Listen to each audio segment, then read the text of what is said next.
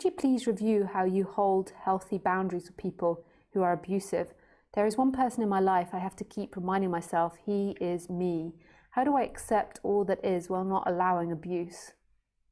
Hi Jahara, thank you for your question. I see that you are quite a young woman. I just point that out because I get a better perspective of where the question's coming from.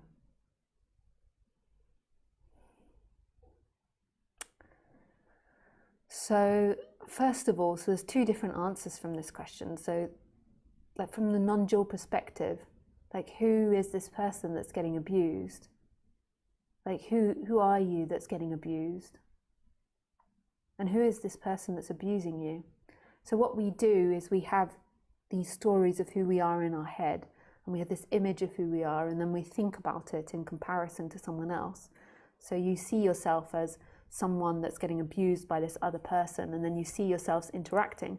The reason that we do that, which is an amazing functioning, is so that we can discuss these types of things. And if someone is acting like a poopy head, then we can talk about it and discuss it, and then there can be like other reactions or different outputs. But the main question from a non-dual perspective is, who is this person that's being abused? Who are you? And then it's seeing that, like, from your true nature, there is nobody that gets abused. There is nobody and nothing that gets abused. There is just this expansiveness that's free, right here. And actually, when that's really recognized, it's the answer to everything, because through that, it will begin to change your habits. So, like after you have this shift, then what will begin to happen, which might take years and could go on endlessly, but what will begin to happen is your body will begin to move away from, it won't begin to move away, but it will begin to move towards healing those dynamics. So it will be trying to find balance. So it will either attract or move away from situations, or attract situations to help you move away from situations. But at the same time, like, who is this person, and what is that story? Like, that's not who you are. You're not somebody that gets abused. Like, when you feel like that's who you are, that's such a painful story to carry. Like, you are this moment, you're this endless presence, this infinite freedom. So that's the non-dual answer. But then from the human perspective, so we then go into the functioning of the human, and I'll give you information, and then that might change the output of the human. So I give information, and then what might happen on the human level is that something clicks in your conditioning and in your makeup, and then there is a different course of action in future. But not necessarily.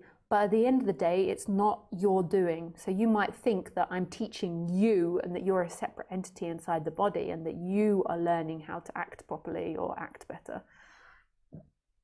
But that is not the case, because there is nobody. It's just a reconditioning of that body, my mechanism. So boundaries are a difficult one, and I have to profess I am not the best at boundaries. So when I'm giving you advice, I'm also giving myself advice too, because it's my weakness. But also it might mean that I can speak about some things that might help you, because I know it quite well. So normally people, so as you might know, I'm also on the human level a fan of law of attraction. So I believe that we attract into us what is unconsciously in our body. So in a way, we're unconsciously desiring things and we bring it towards us. And that even includes abuse. And that's quite intense. And I'm saying that from the perspective of somebody that has not so good boundaries. So like I'm speaking about myself as well. So that sounds really intense, that you want abuse. It's not you, it's a functioning of the body. It's not that you want it per se, so it's not like you're like, come on, beat me with, no, I was going to be silly, sorry, beat me. You're not saying that. I'm not meaning to take fun out of you. Sorry, that's insensitive. It's when you're sitting at the computer by yourself, you sometimes get a bit silly and carried away. But it's not like you're saying to life, like, I want to be abused. It's unconscious desires. So let me give you an example. So normally, poor boundaries come from your parents. So you're just acting out what your parents have taught you. So there's reasons why parents might have taught you poor boundaries. It might be that the parent that you were with had poor boundaries. So you witnessed your parents having poor boundaries and you copied them. It might be that your parents taught you to have poor boundaries because it suited them. They might not be conscious of that, but when I say it, it's like they didn't teach you to work out what it is you want and work out on a human level and work out what direction you want to go into, what makes you happy.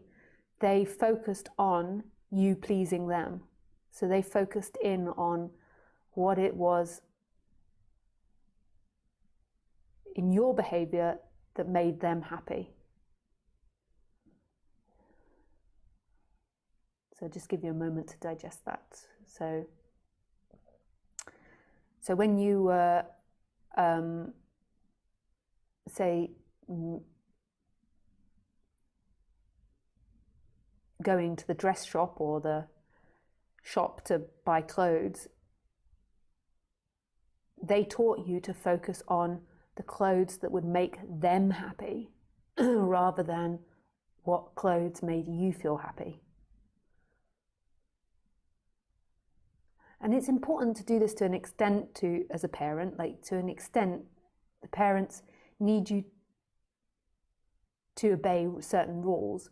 But if they're continuously doing this all the time, then this will create more than likely a child or an adult with very poor boundaries. The child will be more focused on what makes the other person happy, and therefore their boundaries will constantly being bulldozed. So, what is the answer? It's getting to know it. Oh no, that wasn't the point actually, what the answer was. It was how that's connected to law of attraction. So then how this is connected to law of attraction is quite amazing. So in your body-mind mechanism, what you want is for the other person to be happy over you, over what you want. So therefore, if somebody is crossing your boundaries, you would prefer to make them happy than to establish boundaries. So in that moment, you would prefer to make them happy. This is just an example. Your conditioning might be so completely different from the example I'm giving, but this is an example of how it's connected to boundaries. Now, you might be doing this because you're afraid. So it could be that they're really abusive and you're afraid of them. And so therefore, you're constantly trying to please them because you're afraid of them. But what you want, so this is where law of attraction comes in, because law of attraction is all about calling into you, like you call into yourself, into your being, what it is that you want.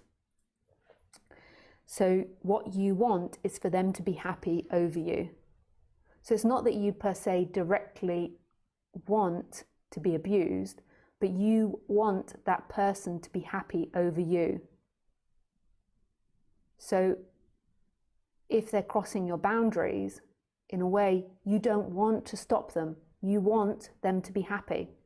Let me give you an example. Say if you've got an aunt that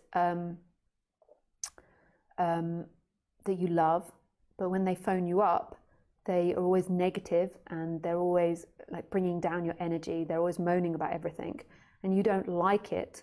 Like, it makes you feel bad when you get off the phone. But when you're speaking to them, you don't stop it because you're more invested in making them happy. So what you want is making them happy. So therefore, you don't want to stop them crossing your boundaries. So therefore, you're calling it into you. This is just an example. There can be many different ways. It could be that you were abused as a child, and so therefore, in some way, you feel if someone's controlling and abusive, they're loving you. So therefore, there could be an unconscious wanting for that. So you have to recognize all of these things in you and just bring them into conscious light. And then it's a process of like training a dog. It's like retraining yourself not to do that. But it's a difficult process because, like with Khaleesi, you know, I've had her 7 years, and it's difficult to get her out of certain behavior patterns. You know, I use a lot of bribery, I use chicken, and I also use positive reinforcement and negative reinforcement. And there's lots of different things, repetition, that I use, and distraction. That's what I use most of the time, actually, is distracting her to get her out of her particular habits. So it's the same with a human. It's a commitment to retraining that habit. And again, whether that happens or not is down to God's will. I'm just giving the information, and it might be that that body then responds and then does that. So it's getting to the source of it, seeing what it is that you really want in that situation. So seeing that what you want in that situation is you want them to be happy, and so therefore this is just really getting to know what it is that you're wanting from that situation. And then seeing that there is a different wanting that you want. Like, so now that you're more conscious of yourself, what you see that maybe below that there is a deeper wanting. And the deeper wanting is to be happy or to have better boundaries. And so then it's reminding yourself in the positive way what it is you want. So maybe what it is you want is to have a healthy relationship, a healthy and balanced relationship. So it's focusing on that's your goal. So you can write it down, you can read it every day, what your goals are in your relationship. And then also seeing what's happening to you when you're allowing someone to cross your boundary. It's only you that's going to stop people crossing your boundary. They are not going to stop. That's their business. You know, often we spend our life criticizing other people. You know, why do they do this? Why aren't they more compassionate? It's only you that's going to stop them crossing the boundary. Or if it gets really bad, then the police as well. But I mean, like, you know, there can be the point where you have to give up on people. There can be. So I don't know if we've got to the end of that. Like, if you've got any more questions about that, Jahari, then just ask. I don't know if I covered everything. And then also seeing that the reconditioning is down to God. You put it out there, like you say what it is you want, so you use the law of attraction, and then it's down to God, the results. And it's also down to God now, like I explain to you the way in which this is happening, and then it's down to life or God or whatever you want to call it, the mysterious force, as to whether that is heard and taken on board and listened to. Thank you for your question.